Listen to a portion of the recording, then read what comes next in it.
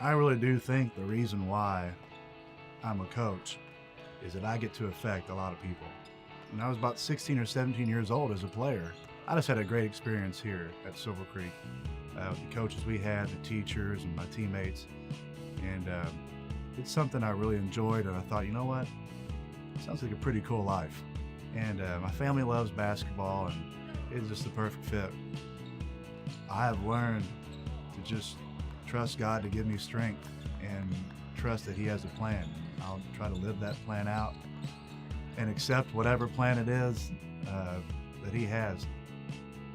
Well, first of all, congratulations. First sectional in 14 years, and something that you guys have been working for all season, so congratulations on that.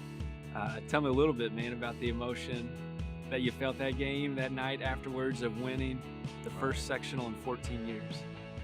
I'm still speechless. It's been a dream come true for us. Not many people get to achieve one of their goals in life, and to get to do that and celebrate with the people you love is just phenomenal. There's a lot of hours involved in coaching, and that means a lot of time away from your family, a lot of hours invested in someone else. How do you stay faithful to your work and God's calling and don't leave your family behind? You got to keep them involved. You can't have two separate things. You can't have a family and then a coaching or any other job. My son's at all our games. He sits on the bench. He comes, rides the bus. I'm sure my daughter's going to be a cheerleader and basketball player, and my wife's as big a basketball fan as there could be. I owe so much to her to get to do what I love to do. Sometimes I take that for granted, but I'm just so blessed that she was brought into my life. I get to live out my dream thanks to her. How have you seen God grow your faith in different ways? You can be a number of different ways through your work in this time. Well, I found out pretty quick that God doesn't care if you win or lose. Okay, He doesn't care about sectional draws. He doesn't care about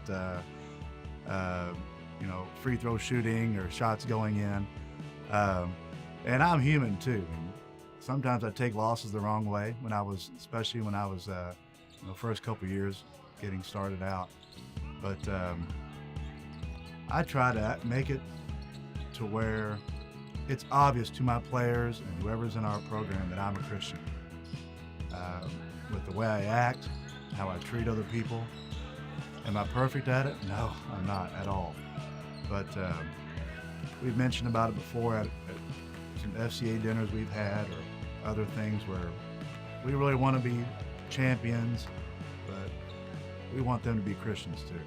But there's some things we can say and can't say at public schools, but try to be disciples. I try to be a disciple and try to make other people disciples. And like I said, I've got a long, long way to go on that, but it's kind of the plan. That's what we're trying. Beyond the next 10 years of coaching, however long it gives you to coach, at the end of it all, what do you want to be said about who you were as a coach? He really cared about his program. He cared about his players. And he was a family man. He had my back.